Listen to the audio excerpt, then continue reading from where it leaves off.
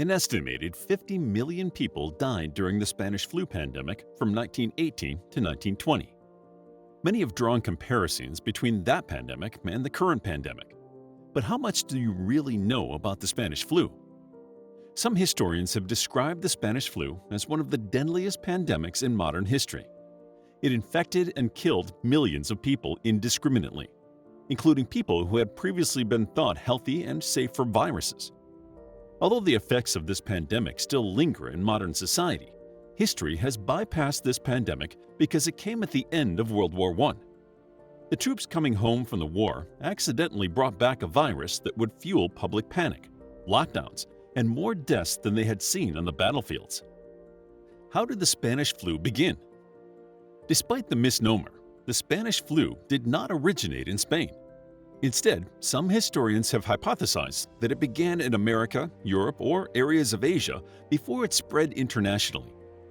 The disease has been misnamed because Spain was one of the neutral countries during World War I. Their press did not have any wartime censorship, so they reported freely on the virus as it began to wreak havoc on the country. Other countries were experiencing the effects of the virus, but their press was not allowed to report on anything that might dampen morale. Spain's lack of censorship made it appear that the virus had begun in Spain, which is how the pandemic got its name.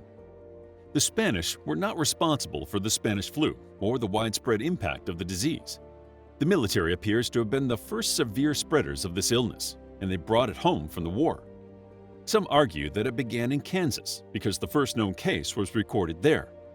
Regardless of where it started, the pandemic was caused by an H1N1 virus that possibly had avian origins. It was transmitted in the air, and the unsanitary living conditions at the time aided in the transmission of the disease. Soldiers in the trenches were packed so tightly that the virus had a perfect place to mutate. Militaries were also moving quickly across the globe, and the tightly packed, malnourished soldiers unknowingly carried the disease with them. The living conditions were not much cleaner back home, especially in the cities. People lived so closely together that illnesses could quickly spread from one person to another, increasing both the risk of exposure and the severity of the virus. After the soldiers arrived at port, the virus spread from city to city across the globe. There were 4 waves of this pandemic, and the first one in the spring of 1918 was mild. People experienced typical flu symptoms like fever, aches, and chills, but the mortality rate was normal for any other flu season at the time. People usually recovered after a few days, so most people weren't concerned about the new virus going around, even though it did disrupt the final moves of World War I because soldiers on both sides fell ill. Why was the pandemic so bad? The first wave didn't frighten many people, but when the second wave came, the virus was much more potent. Although the elderly and very young were at risk, the most terrifying part of the virus was the effect it had on young adults, who usually had a lower risk of catching these types of viruses. Many of the fatalities during the pandemic were people between the ages of 20 and 40.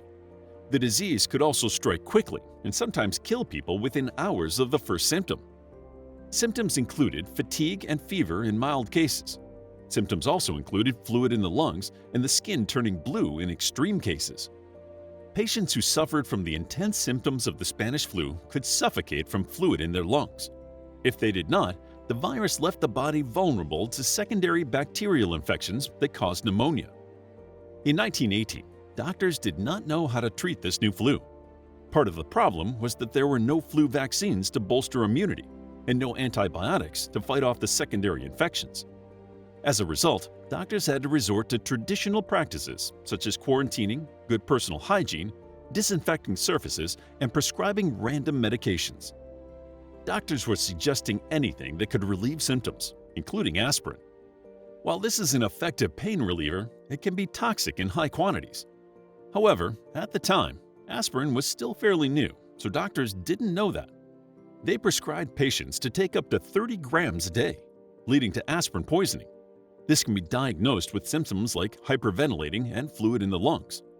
Modern scientists believe that some of the deaths during the second wave of the Spanish flu were caused or hastened by aspirin overdoses.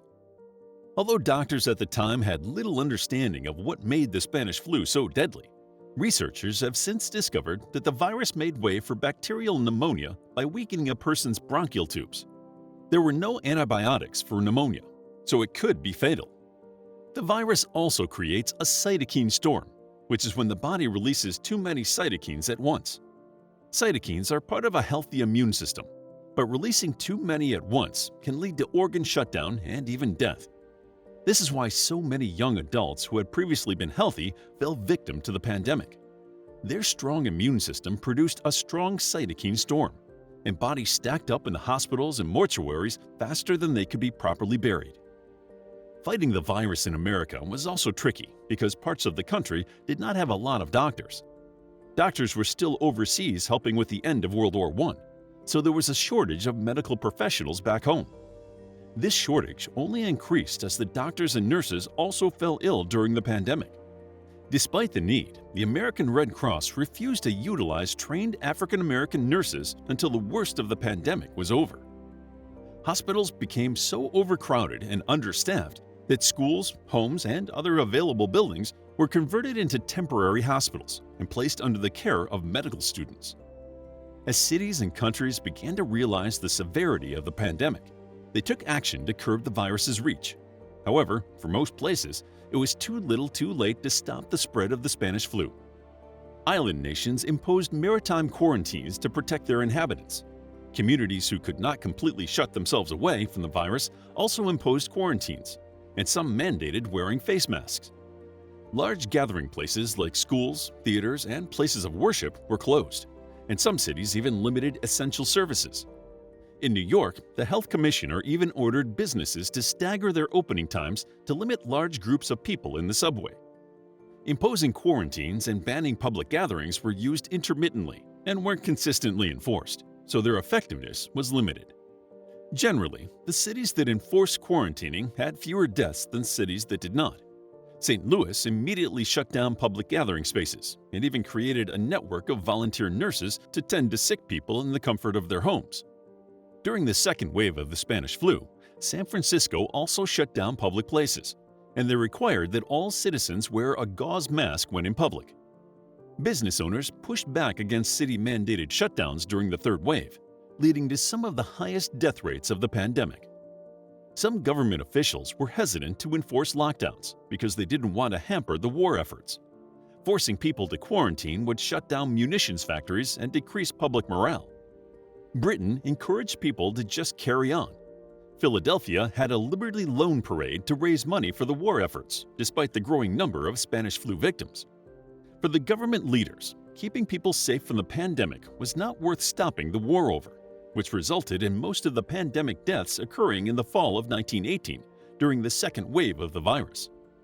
The pandemic had significant global repercussions because many businesses closed due to illness, and international food production decreased, leaving some areas to deal with both a pandemic and a famine. Economically, the world suffered as inflation went up and people stopped shopping unless necessary. Manufacturing also sharply declined, caused partially by lack of workers. However, tracking the exact economic repercussion of the pandemic is difficult because there was not a lot of standardized reporting in 1918.